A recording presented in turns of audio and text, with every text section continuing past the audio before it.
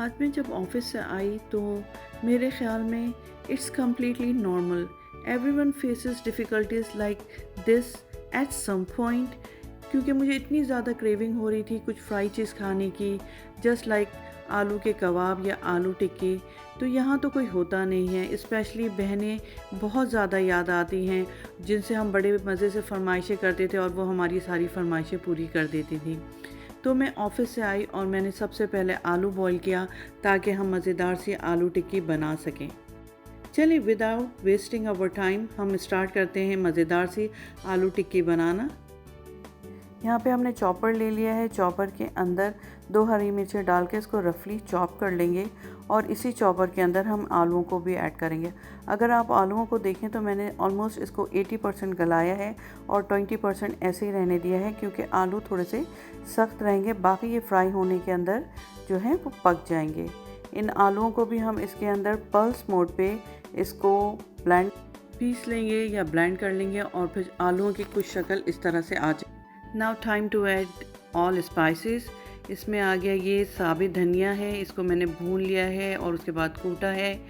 और उसके बाद इसके अंदर है ये सफ़ेद ज़ीरा, इसको भी भून के पीस लिया है।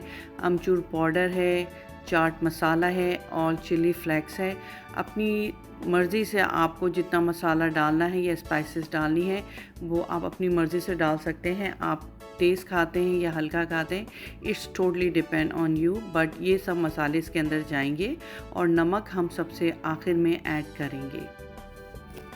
अच्छा भाई, यहाँ तक मसालों का काम ख़त्म हो गया। अब आ जाती हैं कुछ वेजेस के अंदर जाएंगी शिमला मिर्च, हरी शिमला मिर्च और रेड शिमला मिर्च। इसके अलावा इसके अंदर जाएगा हरा धनिया और मैंने थोड़ी सी हरी मिर्चों को वाइट विनेगर में भिगो के रख दिया था ताकि उसका बड़ा ही अच्छा जो है वो टेस्ट आता है आपके कबाब के अंदर। ये सब चीज़ें ऐड होने के बाद इसके अंदर जाएगी एक प्याज अच्छी तरीके से चॉप हुई और उसके बाद हम मज़ीद चीज़ों को ऐड करेंगे। Give it a good mix और मिक्स सारे स्पाइसेस को अच्छी तरीके से मिक्स कर लेंगे। फिर इसके बाद हम ले लेंगे कॉर्न स्टार्च और ऑल पर्पस फ्लावर ले लेंगे। इसको बाइंडिंग के लिए इस्तेमाल करेंगे। आपकी मर्ज़ी है, आप इसके अंदर अंडा भी डाल सकते हैं। ये ऐड करने के बाद मैं आखिर में जो सबसे लास्ट में जाएगा वो मैं इसके अंदर नमक ऐड करूँगी। लेकिन इसको अच्छी तरीके से मिक्स करने के बाद तमाम चीज़ें इनकॉर्पोरेट हो जाएंगी। फिर मैं इसके अंदर नमक ऐड करूँगी क्योंकि नमक जो है वो पानी रिलीज़ करता है और हमें ऐसी कंसिस्टेंसी चाहिए कि ना बहुत ही ज़्यादा रनी हो और ना ही हार्ड हो। बस इतना चाहिए कि अच्छी से ये टिकिया बन जाए। इसके बाद मैंने इसके अंदर हैंडफुल हरा धनिया डाला है ऊपर से ताकि बहुत अच्छा सा इसका फ्लेवर आए। देखिए हमारा मिक्सचर तैयार है फ्राई होने के लिए।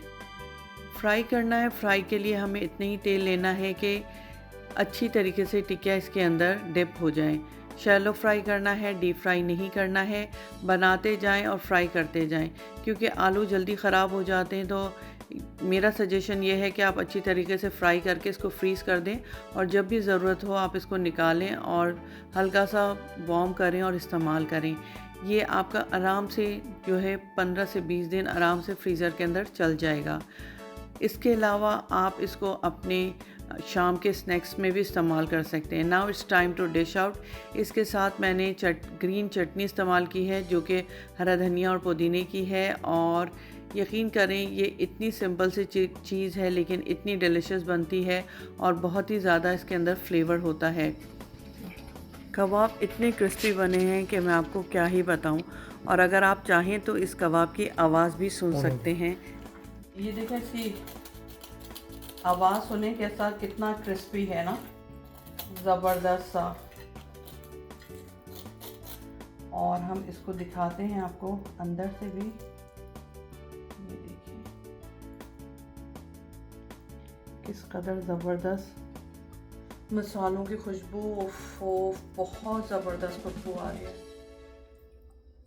कहते हैं ना कि ज़रूरी नहीं है कि आप मुर्ग मुसल्लम लवाजमात अच्छे अच्छे से महंगी चीज़ें बनाएं। आप थोड़ी सी सस्ती चीज़ों में भी थोड़ा बहुत चीज़ों को ऐड करके बहुत ज़बरदस्त और मज़ेदार चीज़ें बना सकते हैं।